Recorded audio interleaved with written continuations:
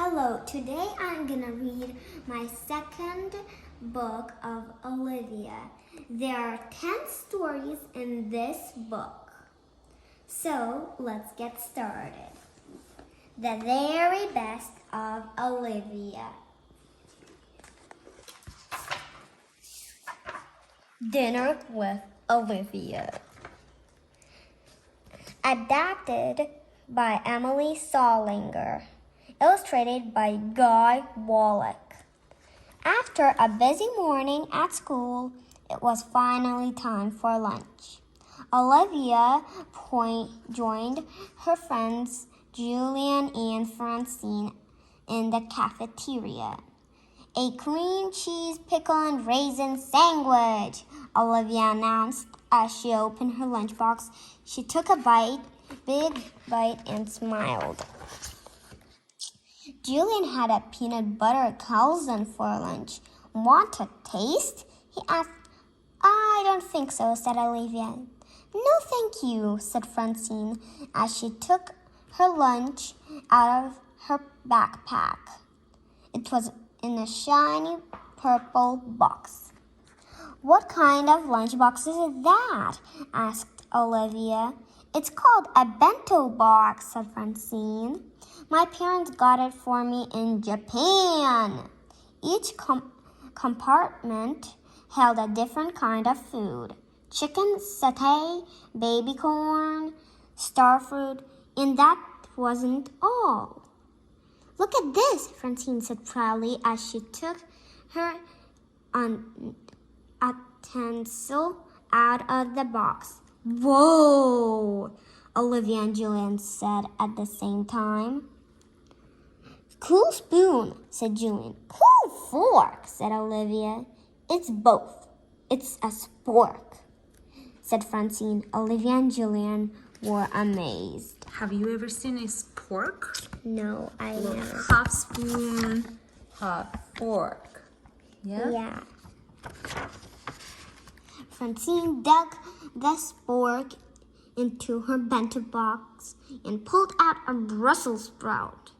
And this is a Brussels sprout. It's from Belgium. In Europe. You like Brussels sprouts? Asked Julian. They're delicious, Francine answered. At my house, everything is perfectly delicious.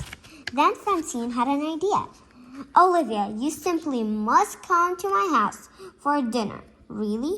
Will there be Brussels sprouts? Olivia asked. Of course not, said Francine.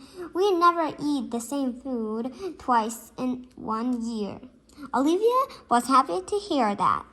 I'd love to come. Thank you. Perfect, said Francine. I'll have my mother call your mother. At home that night, Olivia decided she needed to practice her manners before going to Francine's house for dinner. So she hosted her own dinner party. She reminded her guests to always say please and thank you and to put their napkins on their laps. She told them never to fall asleep on the table. She made sure they remembered to chew with their mouths closed. And that's her guests, her doll and her puppet. At a fancy dinner party, everything needs to be perfect, Olivia told her guests. Olivia imagined what dinner at Francine's house would be like. She pictured a fancy party at a mansion and in the English countryside with waiters on roller skates serving pink lemonade in tall glasses with circled straws and monkeys jungling fruits. They're over here. Olivia, dinner time, called her mother, interrupting her daydream. At the dinner table, Olivia's brother Jan slurped his spaghetti, splattering her dress with tomato sauce. Uh-oh. One of his meatballs fell to the floor, where Perry the dog picked it up in his mouth. Perry, that's my meatball! Yan yelled, chasing him around the table. Perry gobbled it up with his mouth open, leaving tomato sauce everywhere. I'm quite sure they don't eat like this at Francine's house, Olivia groaned. Next day, Olivia walked to Francine's house with her mother and brothers. Have fun tonight, Olivia, her mother said. And don't forget to invite Francine to our house for dinner too. Our house? Said Olivia, horrified. She looked over at her brothers. Ian was blowing bubbles in his juice box, and William's face was smeared with jam. Here's his face with jam. She imagined what dinner at her house would look like to Francine.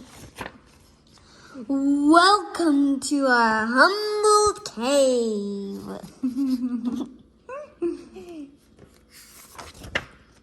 At Francine's house, Olivia gave Francine's mother a bouquet of flowers. Why, thank you, Olivia, but I have a rule about no fresh flowers in the house, said Francine's mother. They make such a mess when their petals drop. Be sure to wipe your feet, Olivia. We mustn't get footprints on the white carpet. Like any good guest, Olivia told funny stories, just as Francine's father was telling her it wasn't polite to tell jokes at the dinner table. Olivia saw Francine's mom come out of the kitchen with bowls full of Brussels sprouts. Uh-oh. Olivia looked at the pile of green in her bowl. To be polite, she decided to take a very small bite. Maybe Francine was right. Maybe Brussels sprouts were delicious. Maybe not. Olivia quickly reached for her glass to wash it down. But oops! She knocked one of the Brussels sprouts out of her bowl, and it rolled on the table and onto the white carpet. Oh. Francine's mother and father were not pleased. Olivia and Francine were told to sit at the kids' table. Are you mad at me? Asked Francine. Why would I be mad? Asked Olivia. Because of the Brussels sprouts and the no jokes at the table, replied Francine. And well, I was afraid you wouldn't be my friend anymore. Of course we are still friends, replied Olivia, and you should come to dinner at my house.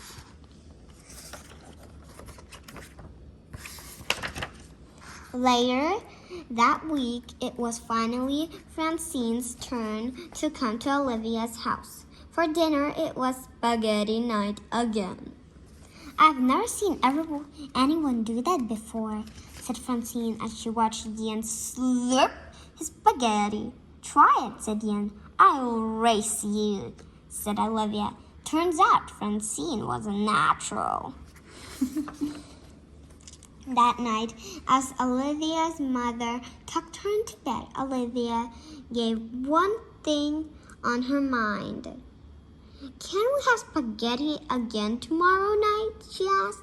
That is a little too soon, don't you think? Said Olivia's mother. Okay. Good night, Mom. Olivia yawned. Sweet dreams, Olivia, whispered her mother as she turned off the lights and closed the door. And that's that third story. Are we gonna read Olivia and the Baby? Ooh. Yes, we are. No, stop for now. Okay. Next time, okay? So next time we'll read Olivia and the Baby. Olivia Oh, and that means, the babies. like I see, this is Perry the dog and Edwin the cat. Oh. We love Olivia, yeah? Yes. So bye. See you next time.